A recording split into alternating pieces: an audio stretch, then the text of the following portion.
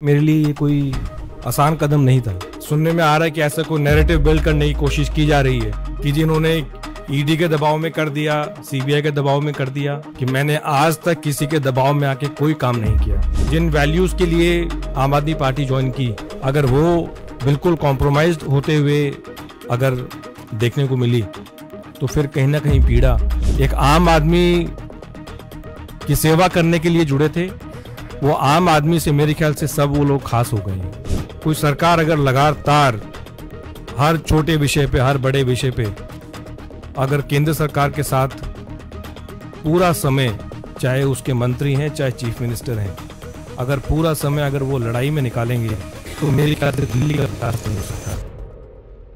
आम आदमी पार्टी छोड़कर बीजेपी की मेंबरशिप ग्रहण की खट्टर साहब की प्रेजेंस में, और मैं कह सकता हूं कि मेरे लिए ये कोई आसान कदम नहीं था।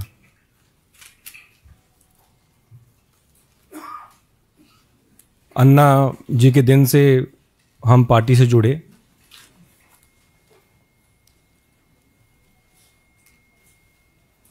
और लगातार दिल्ली वासियों के लिए काम करते आए, एज ए एमएलए भी और एज ए मिनिस्टर भी।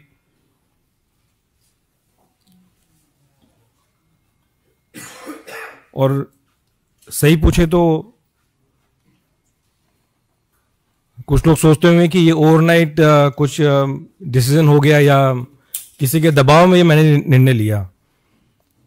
हर एक व्यक्ति जो ये सोच रहा है कि किसी के दबाव में मैंने निर्णय लिया, मैं ये कहना चाहता हूं कि मैंने आज तक किसी के दबाव में आके कोई काम नहीं किया, कोई काम नहीं किया। और राजनीतिक जीवन में लगातार 2015 से पार्टी में रह के, एमएलए रह के और एज ए मिनिस्टर भी दबाव में आके मैंने कोई काम नहीं किया। तो जितने भी ऐसी मुझे सुनने में आ रहा है कि ऐसा कोई नैरेटिव बिल्ड करने की कोशिश की जा रही है कि जिन्होंने ईडी के दबाव में कर दिया, सीबीआई के दबाव में कर दिया, तो ये सारी मेरे ख्याल से गलतफहमी है।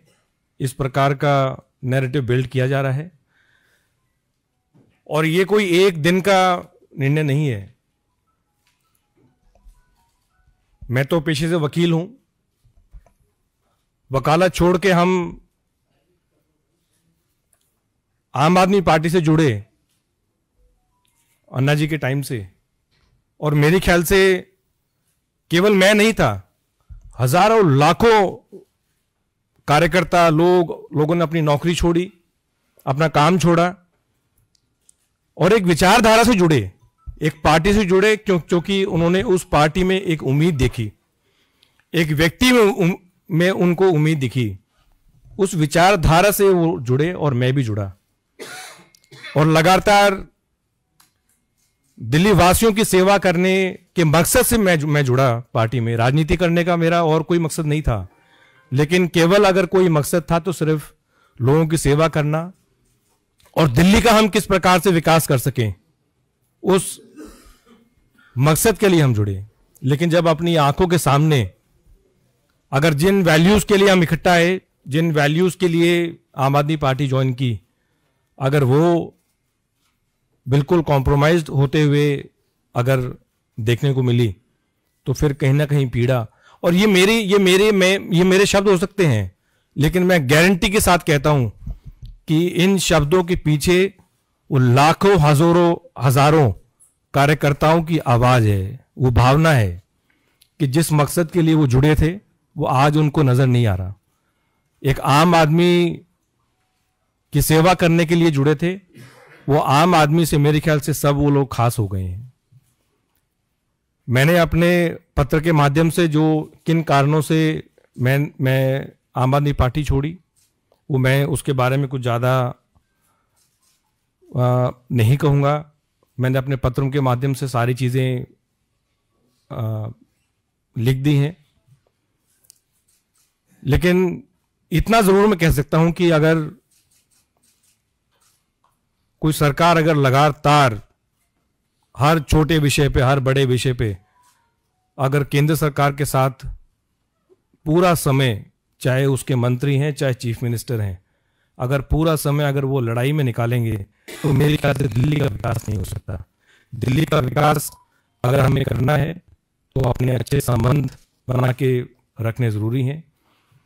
मेरा जितना समय एज ए मिनिस्टर निकला, जितने भी विभाग रहे, मुख्य रूप से आज भी मुझे एज ए ट्रांसपोर्ट मिनिस्टर ही जाना जाता है, और जितना भी मुझे मौका मिला मैंने पूरी कोशिश की कि चाहे वो केंद्र सरकार है चाहे एलजी से है, क्योंकि हमारा मकसद दिल्ली वासियों के लिए काम करने का था। हमारे पॉलिटिकल एम्बिशंस को आगे रखने का नहीं था, अपने पर्सनल एम्बिशंस को आगे रखने का नहीं था। मेरे ख्याल से जितने भी लोग आम आदमी पार्टी में जुड़े, उनका मकसद अपना कि किसी चीज की वजह से अब मैं जो चाहता हूं वो ऊपर हो, वो मकसद नहीं था। लोगों का काम करने का मकसद केवल था।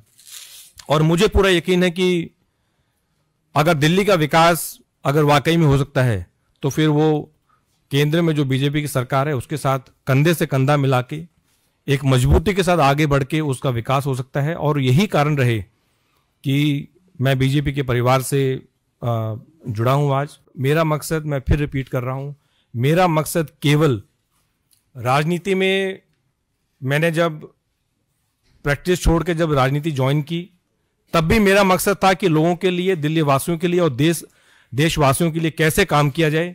वो पहले भी था, आज भी है और हमेशा रहेगा।